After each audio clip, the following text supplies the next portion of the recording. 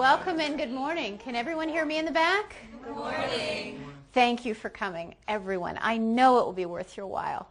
The woman beside me, Jamie Knowles, is probably familiar to most of you. She's a harassment training expert and has spent this last week walking around observing our workplace so she could tailor today's seminar on sexual harassment specifically to us. Everyone who works here, and anywhere else for that matter, is entitled to a harmonious, productive, and harassment-free workplace. Proper training maximizes the chance to have one. I hired Jamie to help us because without proper training about sexual harassment, we are vulnerable to lawsuits as a company and even as individuals.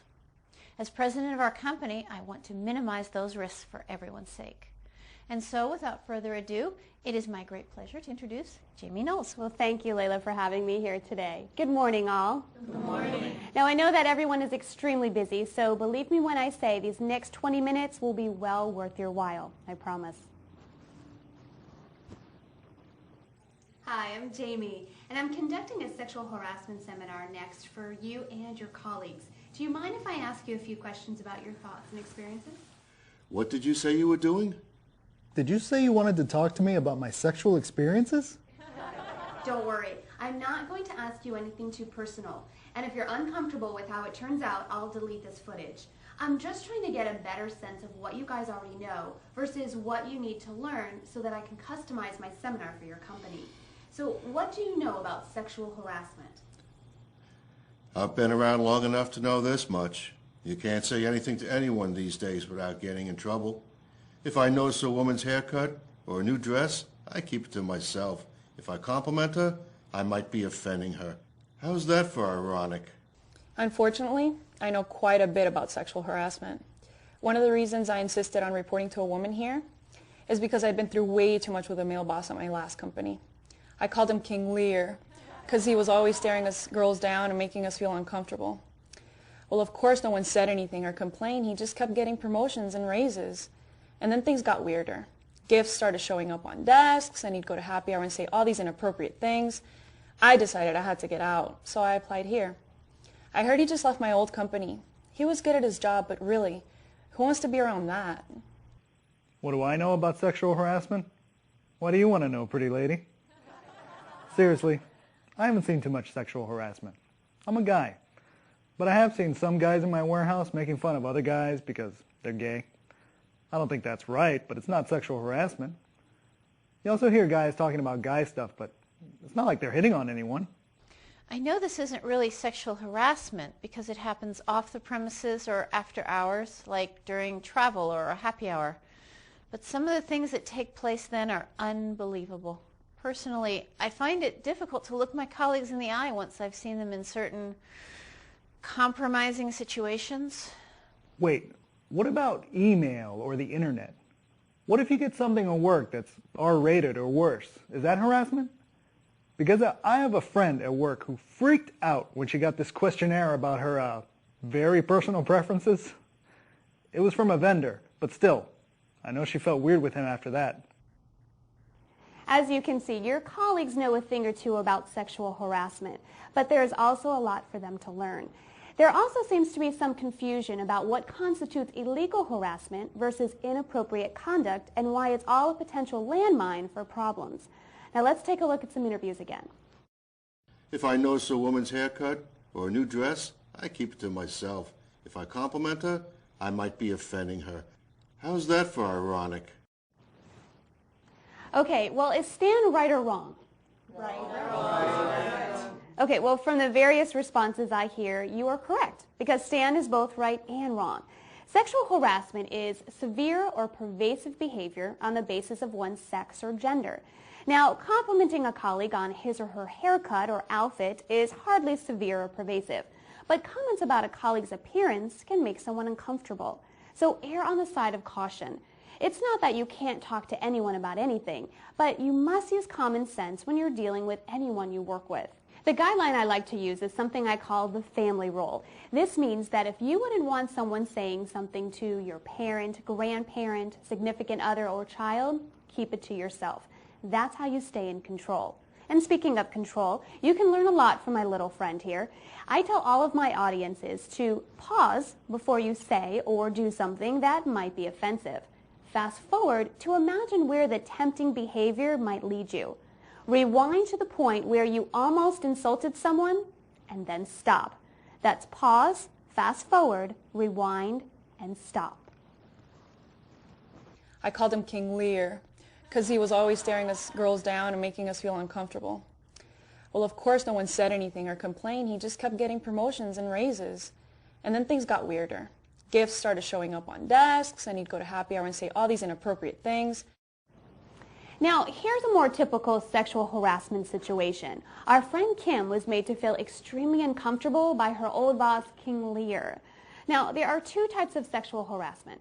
The first is called quid pro quo, meaning this for that.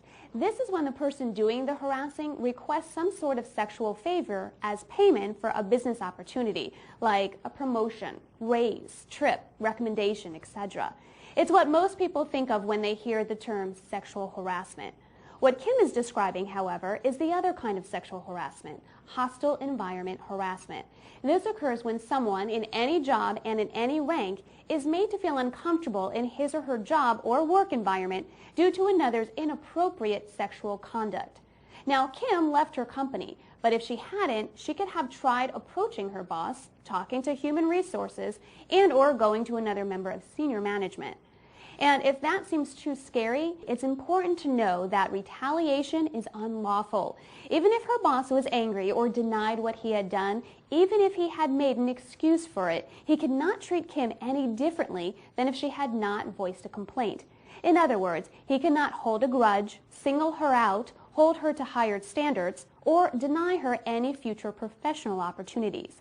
If he mistreated her in any way, she'd have a retaliation claim in addition to a harassment one. Seriously, I haven't seen too much sexual harassment. I'm a guy. But I have seen some guys in my warehouse making fun of other guys because they're gay. I don't think that's right, but it's not sexual harassment. You also hear guys talking about guy stuff, but it's not like they're hitting on anyone. Same-sex harassment is as offensive and as unacceptable as any other kind of sexual harassment because it's based on the protected category of sex or gender.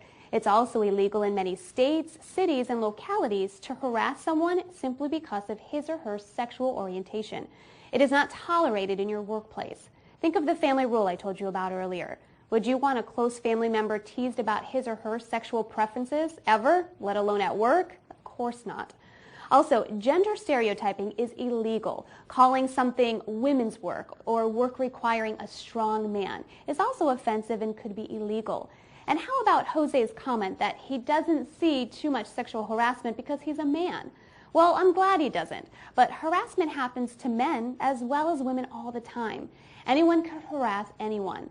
One more thing, harassment can occur even if no one is being hit on. Sexual harassment can occur if someone makes jokes, comments, or anything that leads to a sexually charged environment. Wait, what about email or the internet? What if you get something at work that's R-rated or worse? Is that harassment? Because I have a friend at work who freaked out when she got this questionnaire about her very personal preferences. It was from a vendor, but still, I know she felt weird with him after that. While the development of new technologies has improved so many of our workplace systems, it has also made all companies and their employees vulnerable in new ways. The sites you search, the emails you send and receive, text messaging, instant messaging, camera phones, all of these things are vehicles for any form of harassment, including sexual harassment. Abusing them for this purpose is not only misguided, it's unlawful. What's also important to remember is that these mediums contain permanent information. Even if you delete the content, it can still be retrieved and used as evidence in a court of law, where it may be even used out of context. It happens in courtrooms across America every single day.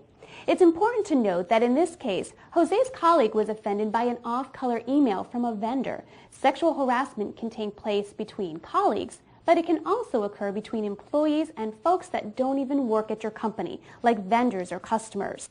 Even the most senior and experienced of managers don't know everything there is to know about sexual harassment. Madam President, you're up. Oh, by the way, your president did review this and has graciously allowed us to use this footage for your training today. I know this isn't really sexual harassment because it happens off the premises or after hours, like during travel or a happy hour. But some of the things that take place then are unbelievable. Personally, I find it difficult to look my colleagues in the eye once I've seen them in certain compromising situations. A lot of people don't know this, including your fearless leader, but harassment can and often does take place beyond office hours and or during travel, particularly when cocktails are present and significant others are not. I'm sure most of you have heard or experienced some mayhem at company parties. This behavior is as illegal as if it were taking place during regular work hours, and employees need to be particularly on guard during celebrations. These situations can be extremely uncomfortable later, both for the employee who misbehaved and for everyone else who witnessed it. And think about all of the time and money wasted on gossip and rumor control. Okay, there's one more clip we have yet to discuss. What do you want to know, pretty lady? Well, thanks, Jose. You made my day. But what if you hadn't? What if you had offended me? You know, your comment was neither severe nor pervasive, but it might have made me or someone else feel uncomfortable. This is a very good example of the difference between the conduct that is inappropriate and the conduct that is illegal. Calling a colleague pretty lady might not land you in court, but it is an inappropriate way to address a coworker. The bottom line is simple. Every one of you has an obligation to act professionally when interacting on behalf of and along with your company.